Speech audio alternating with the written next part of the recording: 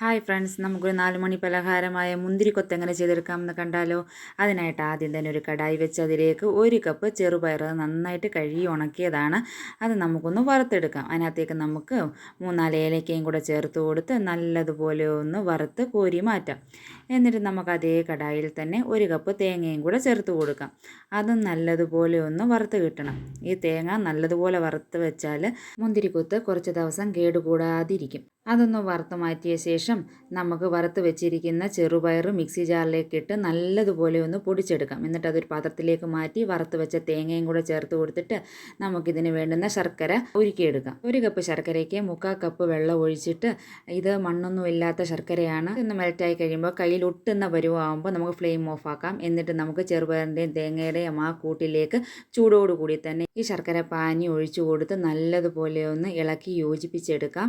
നല്ലതുപോലെ ഒന്ന് ഇളക്കിയ ശേഷം നമുക്കിത് കൈകൊണ്ടുകൂടി നന്നായിട്ടൊന്ന് ഇളക്കി കൊടുക്കേണ്ടതായിട്ടുണ്ട്. എന്നിട്ട് ഇതിനെ ചെറിയ ബോളുകളാക്കി നമുക്ക് ഉരുട്ടി മാറ്റി വെക്കാം.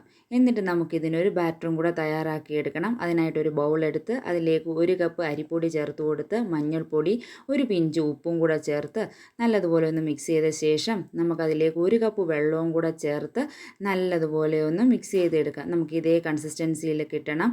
എന്നിട്ട് തയ്യാറാക്കി വെച്ചിരിക്കുന്ന ബോൾസുകൾ ഈ മാവിലേക്ക് ഇട്ട് കൊടുത്ത് നമുക്ക് 3 എണ്ണമായിട്ടും ഇട്ട് കൊടുക്കാം, അല്ല 2 എണ്ണമായിട്ടും ഇട്ട് കൊടുക്കാം, വേണമെങ്കിൽ 1 എണ്ണമായിട്ടും ഇട്ട് കൊടുക്കാം. ഇതേപോലെ നമുക്ക് തിളച്ച എണ്ണയിലേക്ക് ഇട്ട് കൊടുത്ത് മൊരിയിച്ചെടുത്ത് കഴിഞ്ഞാൽ നമ്മുടെ മുന്തിരിക്കൊത്ത് ഇവിടെ തയ്യാറായി കഴിഞ്ഞിരിക്കുന്നു. ഇത് എത്ര നാൾ വേണമെങ്കിലും കേടുകൂടാതിരിക്കും. ഇഷ്ടമായെങ്കിൽ സബ്സ്ക്രൈബ് ചെയ്ത് സപ്പോർട്ട് ചെയ്യണേ.